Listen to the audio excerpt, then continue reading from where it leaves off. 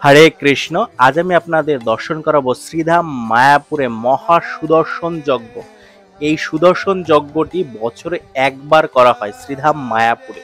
আর এই সুদর্শন যজ্ঞটি যদি আপনি অংশগ্রহণ করেন এবং আপনি যদি ভিডিওর মাধ্যমে দর্শন করেন, তাহলে আপনি সমস্ত পাপ থেকে মুক্তি লাভ করবেন। আর এই সুদর্শন মহাযজ্ঞটি করাই হয় জীবের কল্যাণের জন্য, সমস্ত মানুষের কল্যাণের জন্য।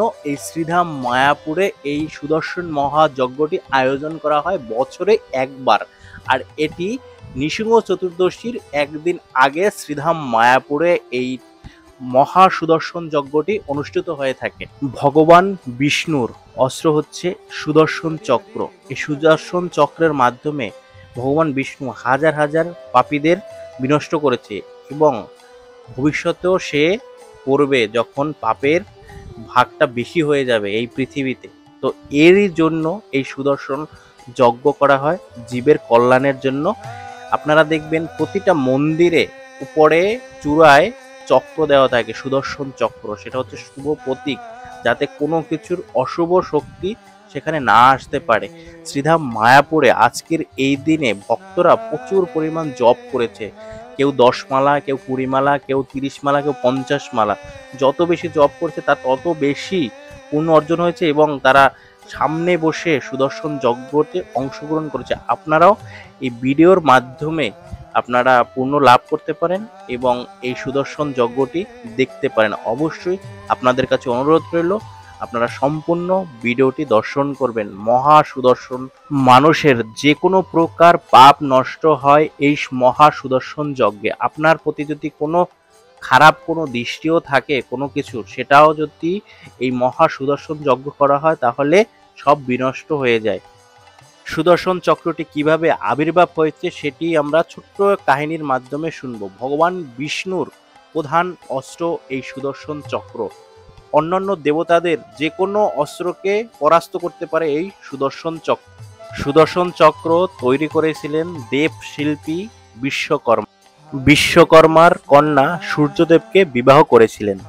সূর্যদেবের প্রখর তাপের কারণে বিশ্বকর্মার কন্যা সংজ্ঞা সে সূর্যদেবের কাছে যেতে পারতেন না।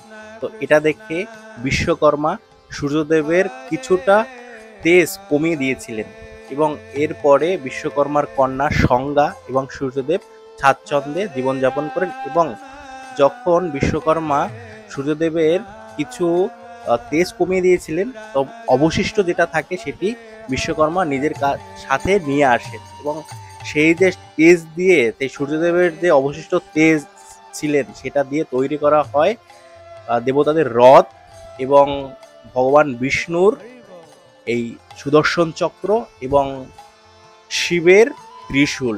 এই তিনটা জিনিস তৈরি করা হয়। তো আপনারা বুঝতে পারছেন যে এর মহিমা কতটা। তো আপনারা যদি এই সুদর্শন যজ্ঞটি করেন বা এটি দর্শন করেন, তাহলে আপনাদের সমস্ত পাপ নষ্ট হয়ে যাবে। অবশ্যই আপনারা ভিডিওটা সম্পূর্ণ দেখবেন। হরে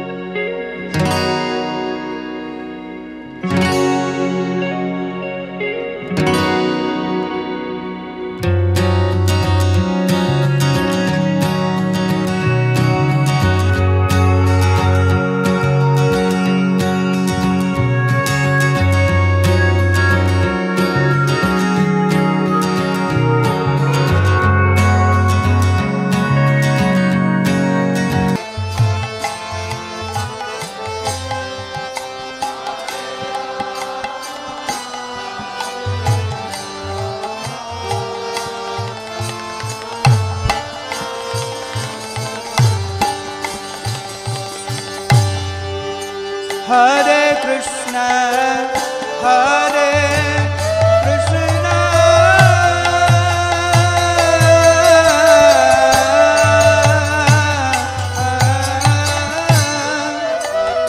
Krishna Krishna, Hare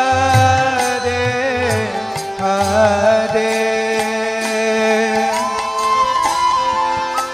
Hare Rama, Hare Rama, Rama Rama, Hare Hare.